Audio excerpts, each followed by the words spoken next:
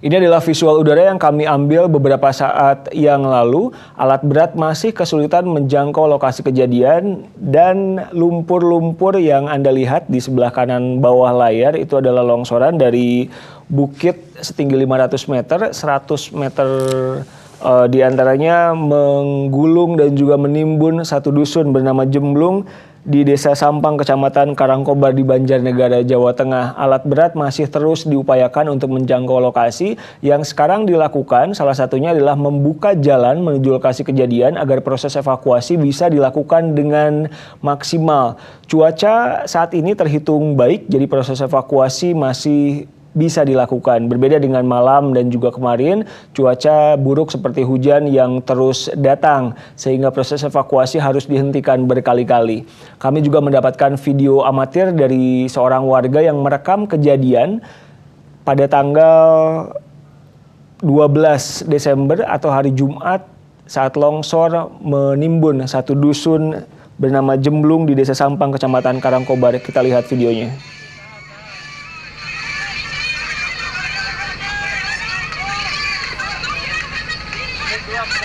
Tanda merah ini menggambarkan lumpur tanah yang ambrol menimbun satu dusun yang di bawahnya ada puluhan rumah warga. Seketika warga panik mengetahui kejadian berlangsung dan beberapa berlari karena longsor tidak hanya terjadi di tempat tanda merah itu kami tempatkan, tapi juga longsor dan juga bencana terjadi di sejumlah titik lain. Ada jalan yang sempat terputus juga, saudara.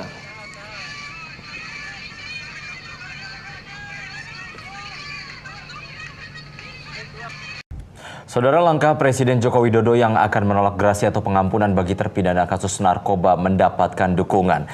Karena di negeri ini narkoba menjadi persoalan yang sangat penting untuk diberantas sehingga perlu adanya hukum maksimal bagi orang-orang yang bermain dengan narkoba. Tahun ini menumpuk di meja untuk meminta grasi, meminta pengampunan.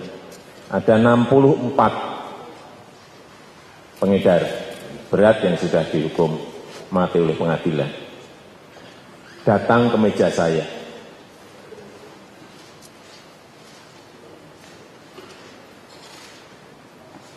Saya mau bertanya kepada Bapak Ibu semuanya, apa yang harus saya lakukan?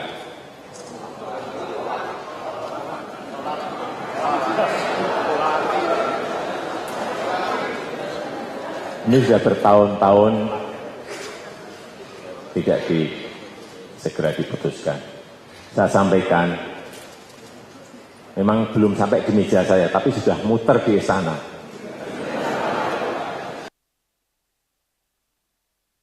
Sudah saya sampaikan, tidak ada yang saya beri pengampunan untuk narkoba.